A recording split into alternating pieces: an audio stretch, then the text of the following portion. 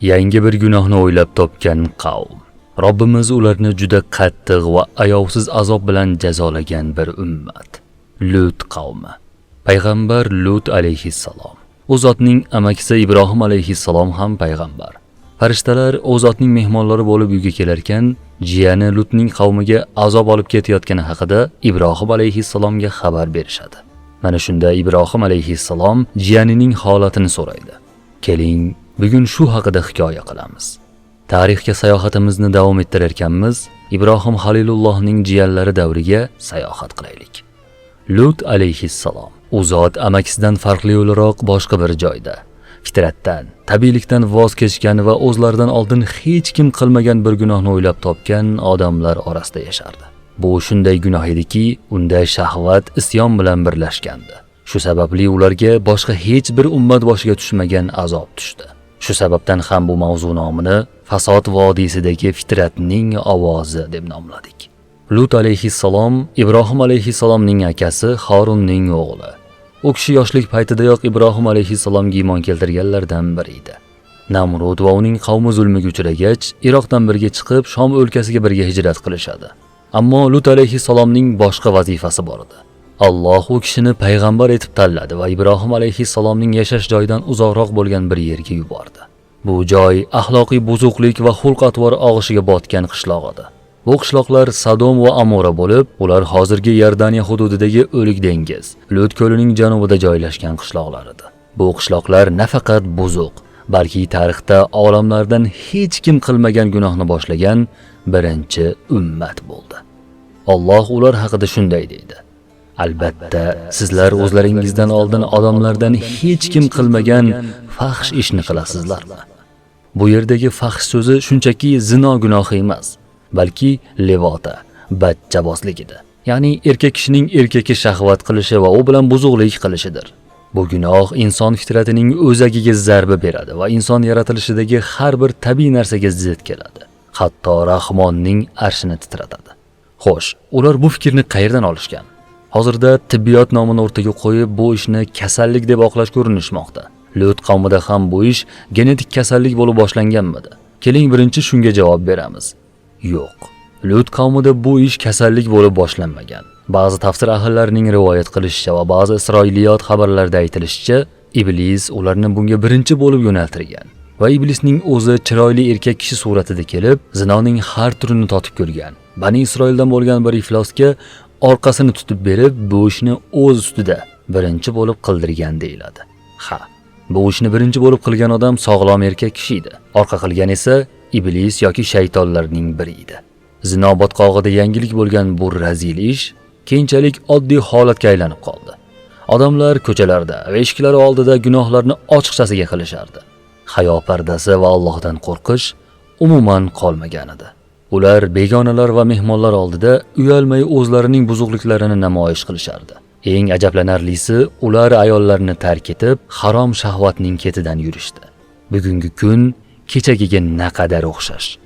Lut qavmi yana oramizda paydo bo'ldi. Avvaliga yashirincha harakat qilishdi. Keyin filmlar orqali bu ishni tabiiy va qadamma-qadam bor narsa qilib ko'rsatishga urinishyapti. Masalan, 18-19 asrdagi voqealarni hikoya qiluvchi filmlarda fitratdan olgan kimsani ko'rsatishadi. Bundan maqsad aqli zaif yoki kasal odamlarda bu ish hamma zamonlarda bo'lib kelgan degan fikrni uyg'otishdir. Vaholanki ilgari ularda buni ochiqlashga imkon bo'lmagan. Hozir esa g'arb dunyosida qo'shtirnoq ichida o'z huquqlarini talab qilishmoqda. Axloqi va fitratini yo'qotgan tuban g'arb dunyosi hatto buni siyosiy jihatdan va cherkovlarga ham majburlab o'tkazdi. Vaholanki bu narsa xuddi islomdagi kabi xristianlikda ham qat'iy man etilgan edi. Lekin bu siyosat qadrdonim. Norvegiya, Shvetsiya, Daniya, Germaniya, Fransiya, Belgiya va Gollandiya hamda Shvetsariyaning ba'zi cherkovlari bir jinslilarning nikohini va ularni duo qilishga rasman ijozat bermoqda. Qur'oni Karimning oyati mazmunida odamlar ichidan erkaklarga yaqinlik qilasizlarmi va Robbingiz sizlar uchun yaratgan juftlaringizni tark etasizlarmi deyilmoqda. Buzuqlikka botgan va qalblari fitratdan o'lgan qavm. Shu yerda Lut alayhissalomning muhim vazifalari boshlandi. Lut alayhissalom bo'layotgan ishlarga jim qarab turmadi. Qavmi yanada tubanlikka sho'ng'iyotganini tomosha qilib o'tirmadi. Ularni da'vat qilishni, fitratni eslatishni boshladilar. Ular qilayotgan ishlari nafaqat harom, balki hayotlarini va insoniyliklarini vayron qiluvchi fasod ekanini aytdi. Da'vatda muloyim va sabrli bo'ldi. U kishi tabiiy holatingizga qayting, Alloh sizni yaratgan fitratga qayting deya hayqirdi. Lekin ularning javobi juda g'alati bo'ldi.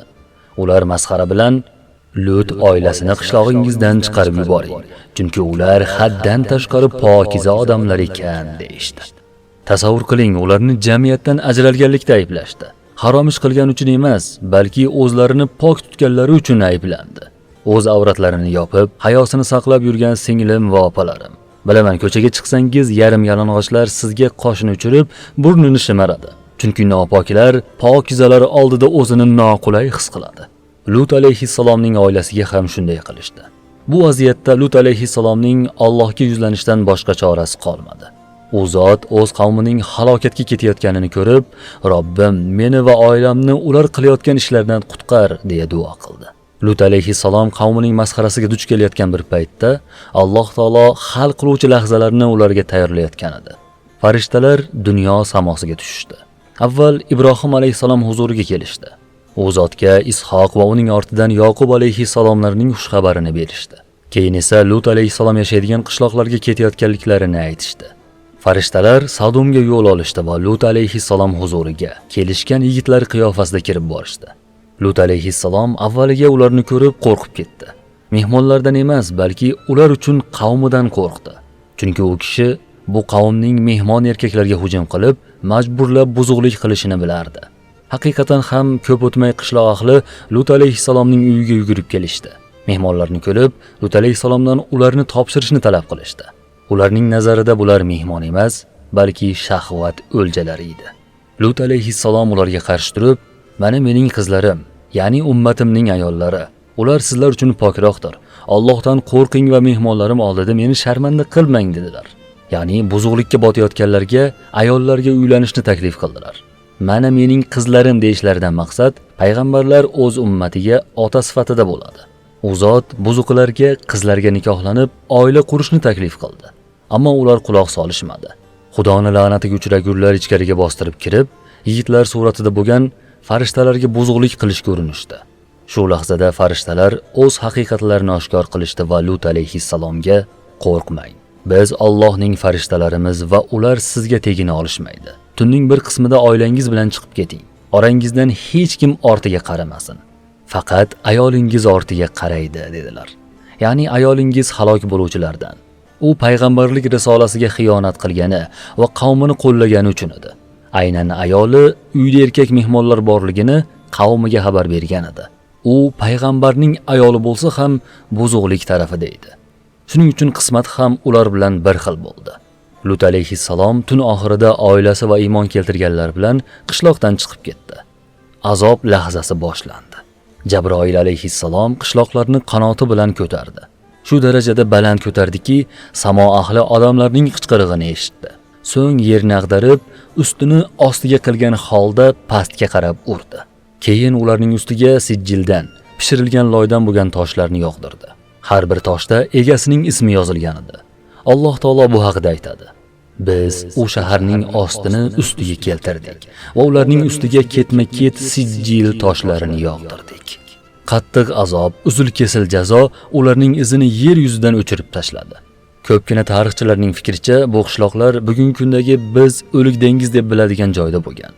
Bu juda g'alati joy. Haqiqatan ham o'lik. Unda na hayot, na baliq va na o'simlik bor. Bu joy bizga doim shuni eslatadiki, bu zamin azobni ko'rgan va fitrat o'zgargan joydir. U yerda hamma narsa ko'milib ketgan. Bu qissa shunchaki tarix emas. Lut qavmi qissasi fitratdan og'ish nafaqat xavfli, balki halokatga olib boruvchi yo'l ekan haqidagi xabardir. Qaysi ummat, qaysi zamonda bo'lmasin, yana shu botqoqqa botsa, natijani eslashi shart. Aytganimizdek, bugungi kunda ham ba'zilar jinsiy og'ishlarni erkinlik, huquqlar yoki sevgi kabi so'zlar bilan oqlashga harakat qilishmoqda. Lekin haqiqat shundaki, bu fitratning inqirozi va Alloh yaratgan hayot tizimiga isyondir. Har qanday jamiyat buni qonuniylashtirsa yoki jim qarab tursa, Lut qavmining qismatini eslashi, azob hamma uchun umumiy bo'lishini tushunishi kerak. Ibn Kasir Bidoya va Nihoya kitobida ibratli bir rivoyatni keltiradi. Aytilishicha, Lut qavmi qishloqlari ustida bir qush uchib yurgan edi. Qush azobni ko'rgach dahshatga tushib uchib ketdi va osmon ahlidan yer ahliga vayl, halokat bo'lsin deya qichqirdi.